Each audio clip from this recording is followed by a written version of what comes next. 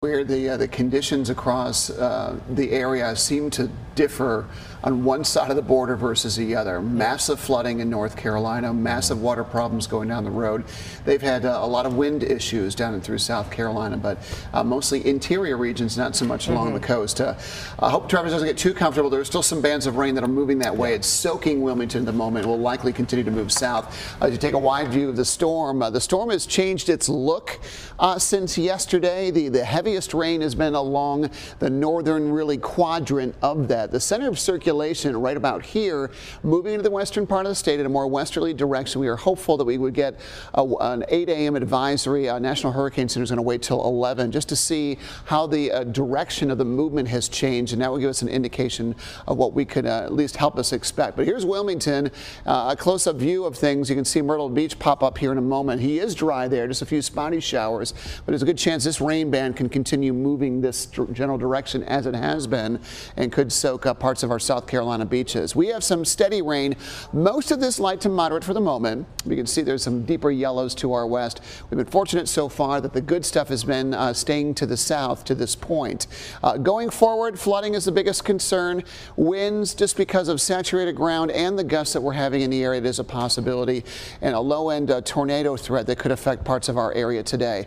Again, the rain, relentless coming in. I know a lot of folks at home going, where's the storm? Where's the big rains?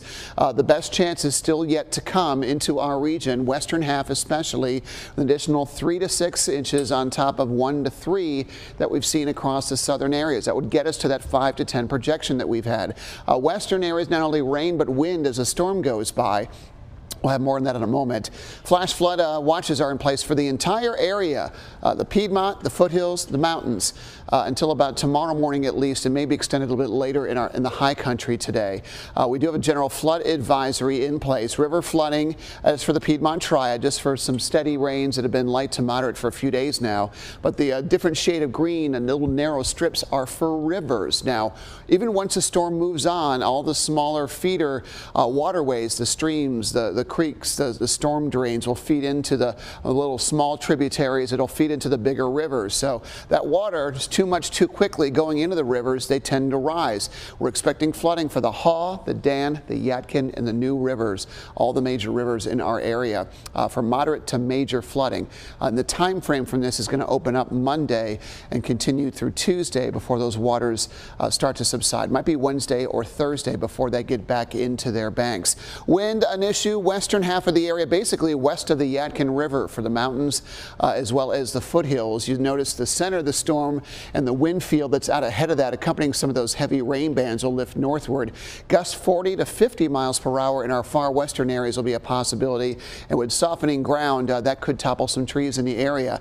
So again, those winds could cause some power outages. They've been very spotty, several thousand without power still here. Doesn't hold a candle to the 680,000 that Duke Power is informing us about at least a short time ago. A few strong storms are also a possibility. They cannot be ruled out, but we'll talk much more about that in just a little bit. Best rain chances are really throughout the day.